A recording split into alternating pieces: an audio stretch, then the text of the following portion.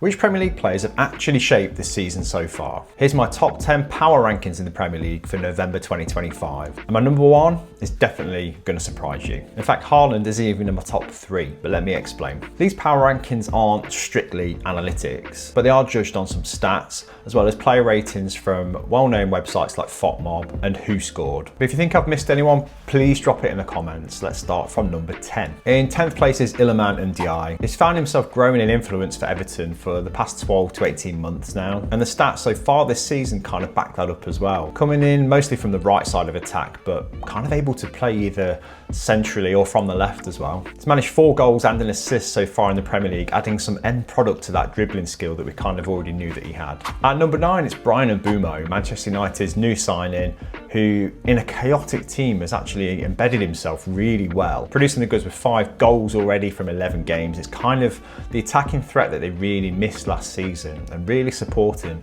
that main striker. He hasn't even hit his best form yet, I don't think, but I think his early influence on this Man United team and their results mean he deserves to be in this top 10. Huge impact from Mbeumo. Okay, in 8th place, it's a man reborn, Jack Grealish, on loan at Everton, playing with a smile on his face again and given a much freer role on the left side of that Everton attack. Producing the goods as well, 4 assists in 10 appearances. And if we're honest, that really should have been higher if Everton's forwards were better at finishing. Grealish keeps the ball so well, doesn't he? And just moves through tight defensive spaces with kind of relative ease, and that freedom's made that even better and even easier for him. Such good technique, such good vision, always finding teammates with some really good defence splitting passes. This might actually be his cleanest football, I think, since Aston Villa, and Everton letting him play with joy again has been one of the best things we've seen so far. At number 7, I've gone for Igor Thiago at Brentford. What a difference he's made to his game so far this season. 8 goals already, second only to Erling Haaland, but he's not just a finisher. Out of possession, he's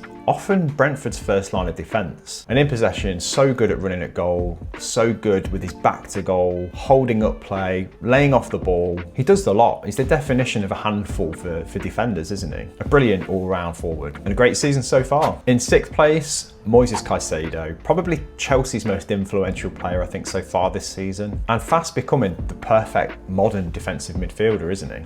I don't see any weaknesses in his game right now. He recycles possession absolutely brilliantly, and his vision's taken a massive step forward, I think, this season. He's just so good at picking a pass and getting things going for this Chelsea team, as well as being able to sort of maraud forward himself. Is a real threat from distance, great shooting ability, and 3 goals in 10 games from a deep line playmaker is an incredible return. Caicedo just grows with importance with every game, I think, for Chelsea, and it's a big year for him, I think. Okay, my top 5 most influential players so far in the 25-26 season in the Premier League. At number 5, Erling Haaland. Needs no explanation really, this one, does he? Apart from maybe why isn't he higher? And I get what you're saying, he's been phenomenal in front of goal this season. So many goals for club and country. 14 goals in just 11 Premier League games so far. It's over half of all Man City's goals in the league, so he is vitally important to that Man City team. Not only that, but I think Haaland's becoming more and more influential for just his work rate overall, his influence on this City team in other ways. There's a lot of younger players coming into this Man City team now, and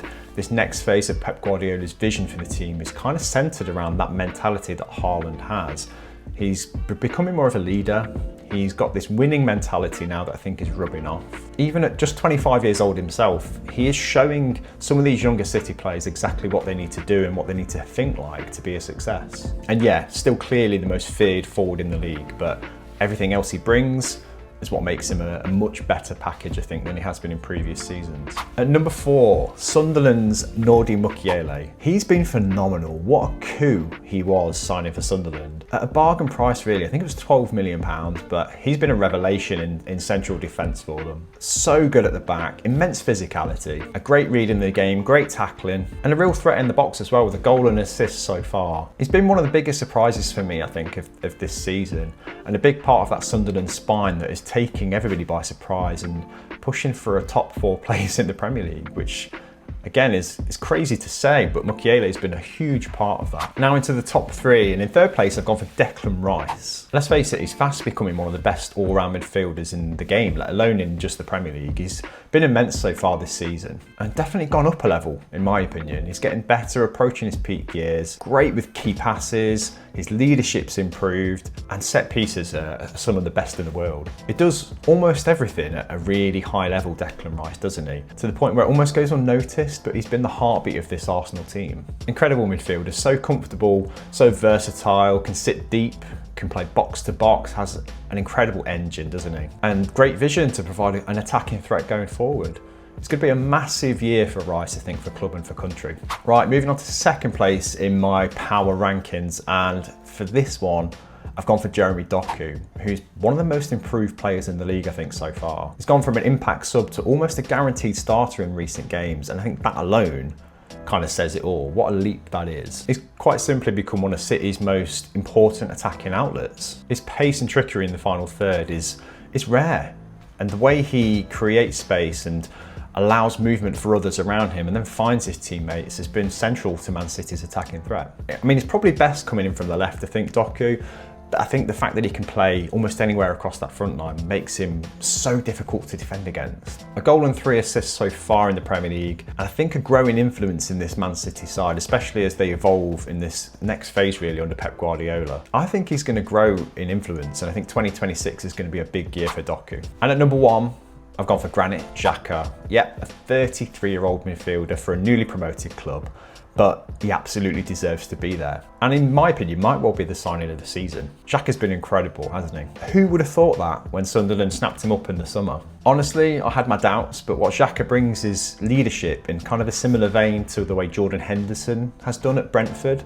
But with Xhaka, he's still got the vision, still got the passing technique, and the execution and the skill to still be able to make a difference from the centre of the pitch, even at 33. And with a goal and 3 assists already in 11 games, and ever present as well, every minute played for Sunderland so far in the Premier League, he is the heartbeat of that Sunderland team. And the perfect balance for the kind of football that Sunderland are playing at the minute. I think it's fair to say he's matured a lot since his Arsenal days, where I think in some ways it was painted almost kind of wrongly as a bit of a joke. But I think going away to Germany and winning the league with Leverkusen has made people sit up and take notice of what he can bring. And he's come back to England a much more mature, much more rounded leader. And Sunderland are reaping the benefits of that experience at the minute. What a player he's been. And probably the number 1 player, I think, in the Premier League for influence so far in this season. So that's my Premier League power rankings so far for the Premier League in November 2025. What do you think? Have I missed anybody out? Have your say in the comments. And if you're new here, hit subscribe for more kits, culture, and general Premier League chat.